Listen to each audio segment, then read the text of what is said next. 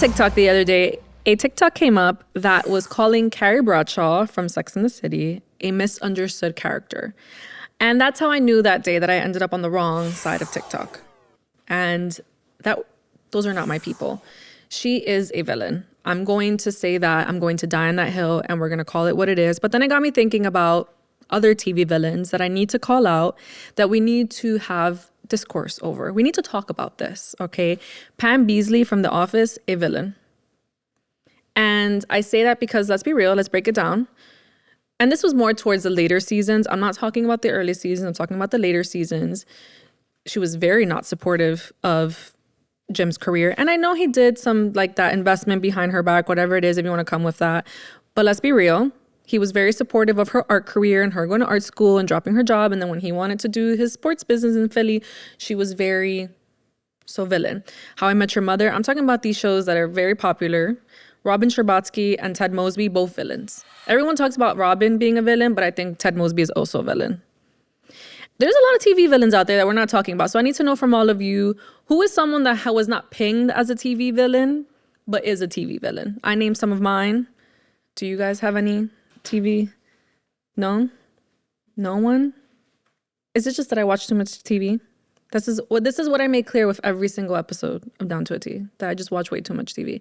Either way, I want to hear from all of you. Who is a TV villain that wasn't necessarily a forward villain, but should be called a villain? And let's end it now with the Carrie Bradshaw was misunderstood. She was a villain. Thank you. Why I'm so excited for our guest today is that she's going to be bringing us all the reality of diet culture, the Latino diet, why eating rice is totally okay. So I'm very excited for you to hear our chat. So stay tuned.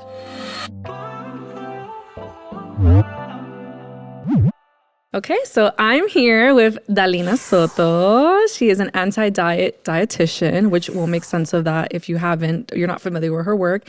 And she's also the author of the Latina Anti-Diet, which is out now. Yes. Congratulations. Thank you. That is so exciting. It is. Yes. Okay, so we have the starting 5 questions, which are icebreaker questions to get started. Mm-hmm. Are you ready? Yes. Okay. So what's your social media nutrition advice pet peeve? Everything. All of it. All of it. Most people would just want to sell you something quick or really just scare you into buying something, or like, it's just not nuance. It's very much like, if you eat this, you're going to die. Yeah. If you do this, you're going to die. Mm-hmm. There's no nuance in it. And nutrition is not like that. It's not all or nothing. Yeah. So it just feels like everything is just horrible. I love that. So what's something people would be surprised to know about you? I used to speak Italian. I don't anymore. Oh. I don't, like, I just haven't practiced it. I'm the in same so with long. French. I learned French in high school. I did pretty good. Yeah. I did a whole French exchange program and then I let it go. Me too. Yeah. Same thing with me. Like, I studied Italian all 4 years. I went to Italy. Like, I was so good at it. And it's gone. Would you try again? I tried to download, what is that? Duolingo? Duolingo, yeah. Poor Duo. He's dead. He's back. I don't know. I did try to download it. I don't know, but I'm just like, I don't really care. I know that's bad, but I'm like, I already have 2 languages in my head. We're trying, okay? I think I'm okay with just 2 right now. So what's the one moment or any of the moments where you felt like I'm on the right path, I'm doing the right thing? Like in life? In anything, but I was saying more so career, but you can say in life too. I think in my career, like, I think definitely when I started my private practice and I was able to hire more people, that felt like really good. Like, wow, I can actually start bringing in more people and helping more, right? Yeah. One person can't do that much, but now I have 7 dietitians on my team and it's like, wow, we can see a lot of people if we want. I mean, if you all want to work with me, 4th wall break. Yeah. Or what, with us. Yeah. And then your comfort TV or film? The Good Place. Oh, I love The Good Place. I haven't seen it. I have not. You should watch The Good Place. It's so good. I've heard good things. It's so good. It's so funny. What's the craziest? Because I feel like when you are in something like nutrition, there's always the crazy comments. There's people who think they know more. That's what I'll say. So what's the craziest comment you've ever received? One time I was talking about like blood sugars and how to control them, and a girl or I can't say a girl, a person was like, well, how would you know? I was like, I don't know. The 8 years I had to go to school to learn how to manage your blood sugars. Like, I don't know, my education. That's so funny. The whole like, how do you know? Yeah. I How do you know. know? Yeah. I do know. I'm Yeah. a medical professional. Yeah. Thank you. And you see that a lot with so many people who are like trained, studied, Yeah. like have 4 degrees, and it's like, how do you know? Or like, Yeah. or try to oppose, and it's like they didn't even study it. They didn't. Yeah. Yeah. So we'll get right into the conversation. Yes. We have so many New Yorkers that come on the pod. Yeah. And you do have your ties to New York, I do. but you're from Philly. I am. What is special about Philly? Because I know some folks from Philly and they have so much love for it, but I don't feel like we hear enough about Philly. No one likes us and we don't care. It's fine. I love that. We are okay with that. Yeah. We're just like really gritty, which is why that's our mascot.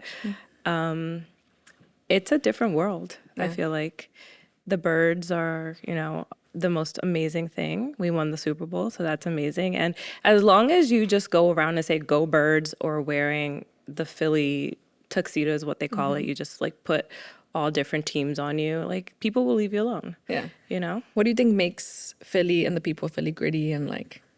that we don't care, honestly. We need to know who started it. Who made I this a don't thing. know, but it's like everybody, for the most part, minds their business. When you're walking down the street, there's not a lot.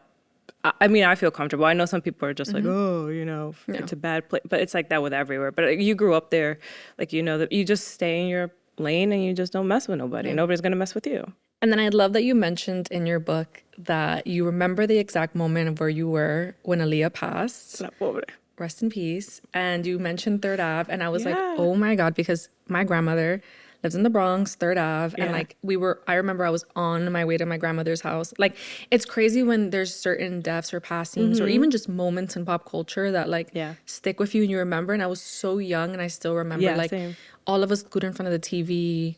Like we watched the news the entire night and it was like something that we were just like shocked by. And I feel like now it's like we're seeing this on the daily. I know, it's a lot. And before it was just like that one moment. Yeah. You can pinpoint it, like where you were. Yes. I feel like you can't do that now because it's Yeah. like the constant. This is every 5 seconds. Every 5 seconds there's There's a something new on the one. news. I'm There's like, something new. But yeah, no, I remember that one. what made you want to mention that?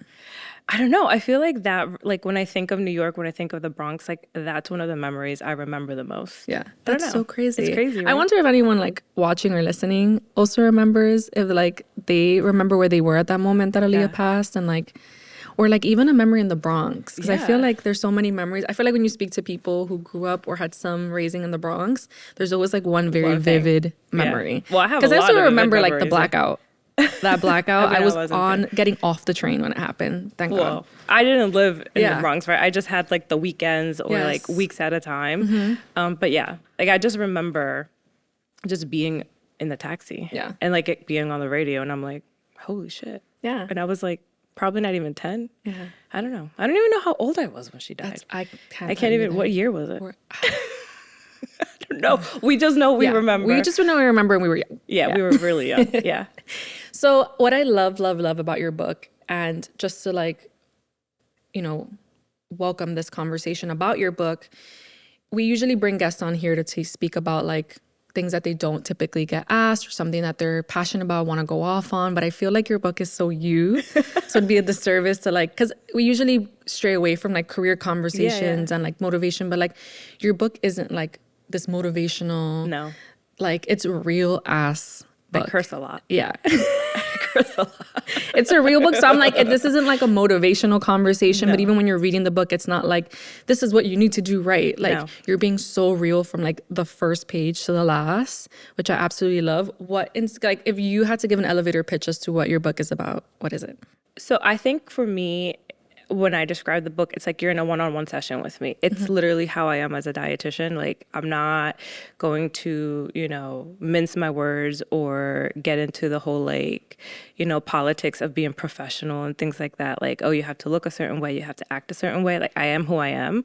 And people that want to work with me love that. Like I'm not gonna like try to make you feel dumb because you don't know something. Like, how are you gonna know something if you didn't study nutrition, right? Like, I want to explain it in a way that you're gonna understand. And I think that teaching kids for so long did help me like come up with all these like analogies that really do help people understand nutrition in a different way. But yeah, it's just like sitting in a session with me. Yeah, and you're like, it really does feel like you're speaking to a friend, like a friend who knows her shit.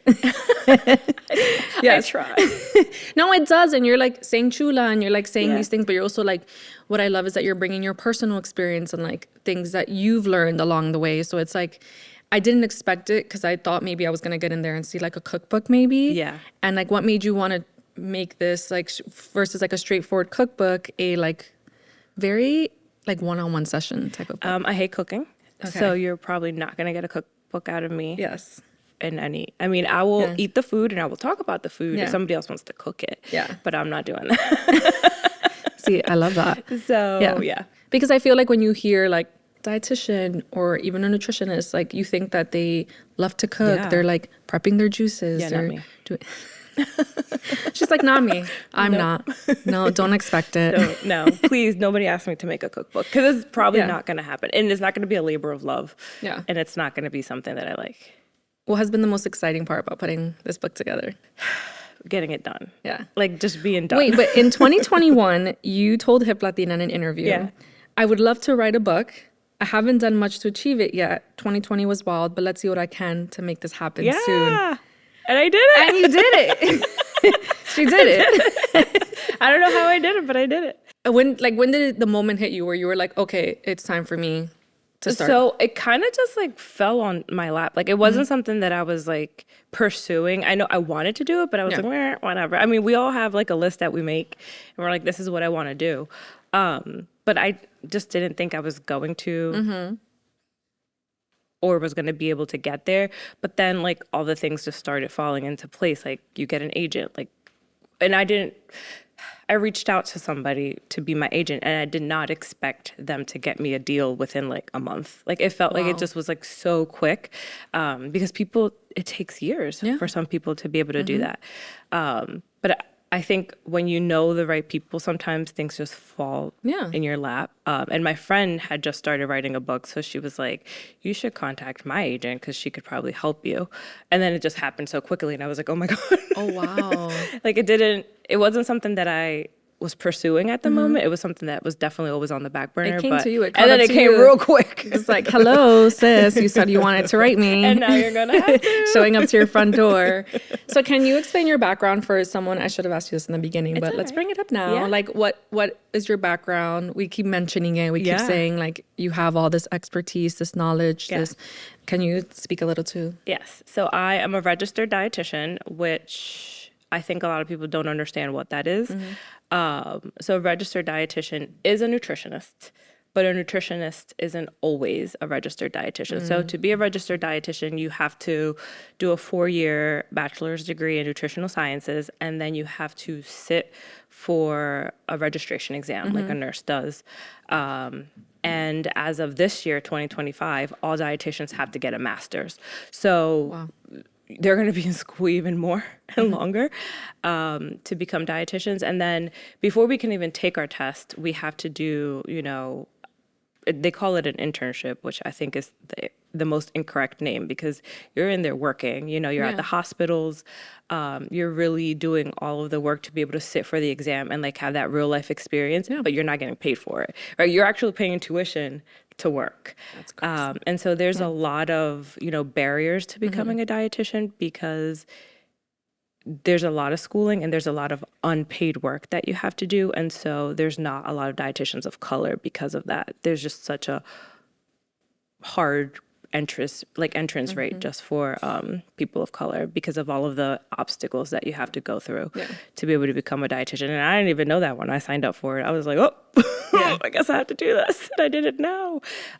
So we have the education, but I also feel like there's a lot of dietitians that aren't that great because they do come from a very privileged background. And so they can't grasp the idea of somebody not eating the way that they do. So like a good dietitian is going to have nuance. A good dietitian is going to talk to you like a human being and get to know like your foods and how you make them and your culture around it. They're not just supposed to give you a paper and say like, just eat this, which unfortunately a lot of them do. So it's really, I always say, like, interview the person that you're going to work with. Like, ask them the hard questions. If they can't answer them, then maybe they're not the best person for you. I love that because it's not one size fits all. It's not. And it's not like, when you're going to a doctor, you kind of just like get what you get. And sometimes you do just get a hospital dietitian. You do.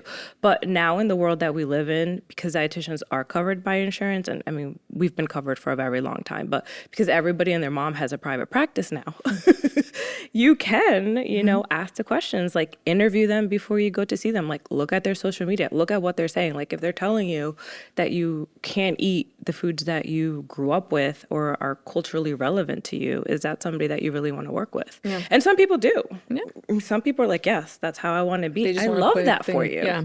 But that's not what I want to be or how I want to be as a dietitian. Yeah. So given your background and all your knowledge, I'm going to throw some food debates and hot takes towards you. And you're going to give me what you think, okay? If you could only eat one Latin dish for the rest of your life, what would it be? Yeah, girl. Just one. Just one. Yeah. I'm going to go with the chicharrón de pollo. I'm going to go with arroz con habichuela because I'm going to get everything right there. At least I can survive. You're right. I can't survive on chicharrón only. You're right. Wait, but like with tostones on the side. That's fine. Yeah. Like we could put some protein and sides in there. I mean, but the beans are giving you the protein. So that's how I'm consolidating. Feel free to like lecture me on anything I say. I get everything right there. What's an overrated health food trend that needs to go? Gosh. What is overrated? I don't know, because I like a lot of them. Ooh, okay. So what do you think of everyone with cooking these like mini protein bagels? Have you seen that everyone's now like making... Oh, I'm not going to do that. Yeah, everyone's making these like small miniature like protein bagels. It's like a new trend that's coming up. I'm trying to figure out what's the benefit of the protein. Well, I mean, everybody wants to be all high protein right now. Yeah. So like, all of that is going to be trendy.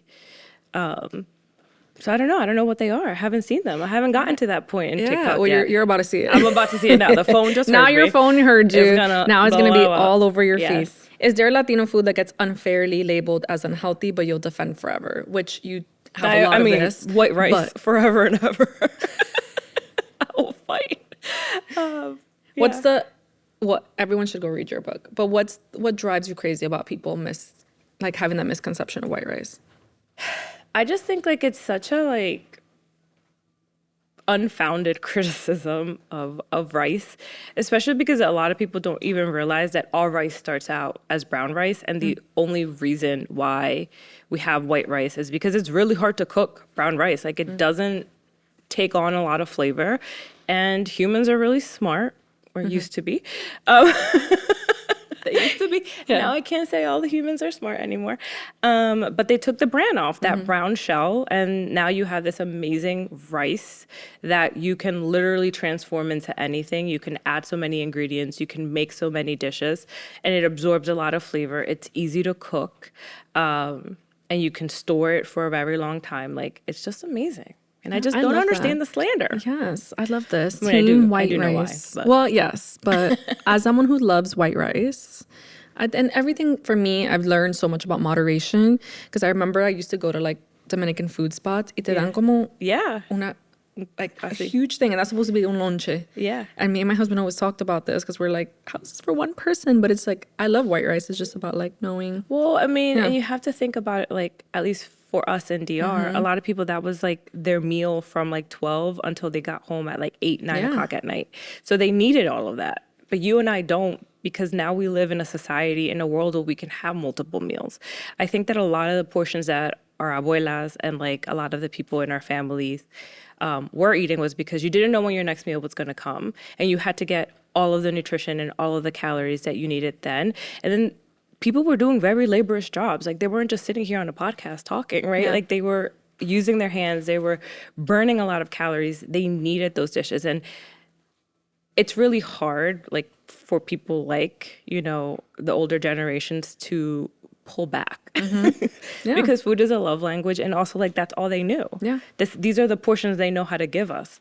So we don't have to. I mean, there's some days I can definitely eat that, like if you're working out or doing like really heavy lifting or just expending a lot of energy, you're probably going to be able to eat all of that. But there's days where I'm just sitting like today on my ass all day. I'm not going to eat all of that. I don't need it. Name a food that diet culture ruined, but you're reclaiming. Is it white rice again? Because we No, they didn't ruin it. Because the people that like it. Yeah. The people that get it. So I'm like, have they ruined? Is this? Have they ruined? Have they ruined anything for me? I'm gonna continue eating it. I think what people have ruined for me is like making me feel like breakfast is a bad thing. Oh. I feel like there's this culture of like, oh, you don't need breakfast. Oh. And I love breakfast. I romanticize breakfast. Okay. I like feel incomplete. Like I could go without lunch or dinner, but for me, like I love to start my day with breakfast. And I actually wake up hungry, which I love that you have a section on like hunger and like the different levels of hunger. Yeah. But I'm like, I wake up hungry. Yeah, that's good. Like people try to tell me that's a mentality thing. And I'm like, no, that's your metabolism. That's a good thing. I'm hungry in the morning. I promise you it's not a mentality thing. My stomach is growling. No, that means your metabolism is like ready to go. It's ready to go. That's what I'm trying to say. That's a good thing. Yeah. So that's what I think functioning. It's moving. But I'm saying it didn't ruin it for me because I'm still romanticizing my breakfast. Well, I love breakfast too. Yeah. I think it's because a lot of people try to really eat the least amount. Yeah. And breakfast just seems like the easiest way because a lot of people will,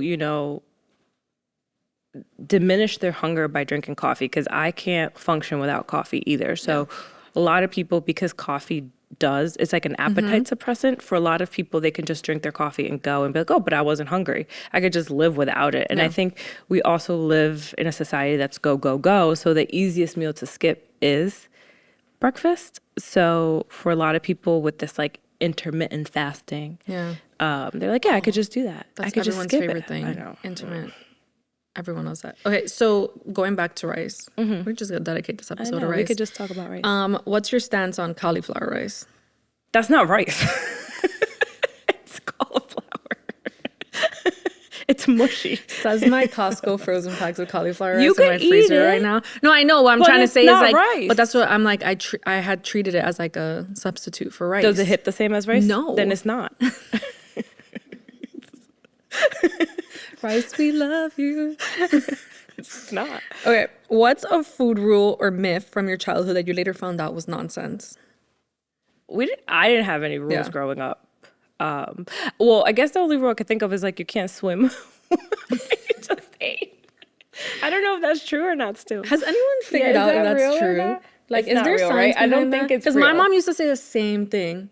Like, you can't swim after you eat. I can understand. The drowning part is not real. But I think, like, you could get a stomach ache. Like, if you're just, like... Well, I guess you're being a little active. Because it's, like, buoyant. It's, like, floating. I don't know. The food's going up. I guess. I don't know, but that's fake. That's the only rule I definitely remember. Yeah. They made you wait, like, 20 minutes before you can go in the water. Yeah. I was forced to eat everything on my plate. There was no rule there. It was just eat everything on your damn plate or you're not getting up. And I remember, and that's why I hated mussels forever. And now I actually love mussels. But I remember a day where I was like forced to sit there like for hours on end because I didn't want to eat the mussels. Well, I never had to deal with that. Hashtag trauma. Mussel trauma. Mussel trauma. And now I'm like, I'm down for all.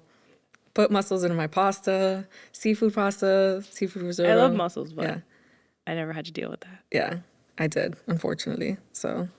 looking at my family. You are the reason.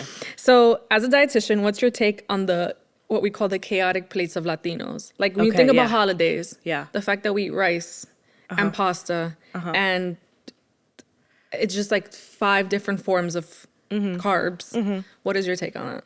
I love it. I eat it. I do it as well. I participate. Is it spaghetti con arroz? Arroz. With like 5 different meats, but then the potato salad, which is also pasta. What else? I mean, I think that you can create a balanced plate with all of that. I think, again, the portions are going to matter. Also, depends on how hungry you are. And if you're dancing as much as my family dances, you're probably going to need all that energy anyway. And if you're partying as long as my family's partying till like 6 a.m, you probably need the energy. As long as we're awake, you need calories and energy. So it's fine. Look at that. She said it's fine. We can all proceed. And we're not doing it every day. We can all proceed normal.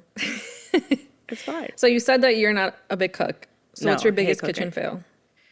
All of it. I hate cooking. I can't cook rice. Oh, I can cook rice. I can cook rice. I've tried a million times. I also can't make coffee from the greca. So I bought an espresso. Say what you want about me. Maybe just go to the campo for a little bit and just learn. She put me in my place. She said, mándale pa allá. Send her back to DR. She needs a few summers there and then bring her back. Yeah, you learn a lot. Honestly, I truly do because I've now given it all to the machines. I bought a rice cooker and I bought an espresso in 2025. I love a rice cooker, but my kids love gong gong, so I can't get gong gong from the... Your kids love gong gong? Yes, and I can't get that from... Kids be like opposing gong gong. No, my daughter loves gong gong. I love She will eat mostly gong gong if I give it to her and not the rice. Ooh. But I'm like, that's not enough. That's a true Latina kid. That's just like... So I have to use the caldero because that's the only way you get gong gong. You can't get gong gong on a nonstick. Yeah. What's the biggest battle you feel like you are always facing to prove or talk about on social media? That all foods are okay. Yeah. I think it's not even just Latino foods. Like it's just all cultural foods. There's just this stigma that if it's not this like clean eating aesthetic, like everything's separate on your plate, like mostly green and beige, then it's not good for you.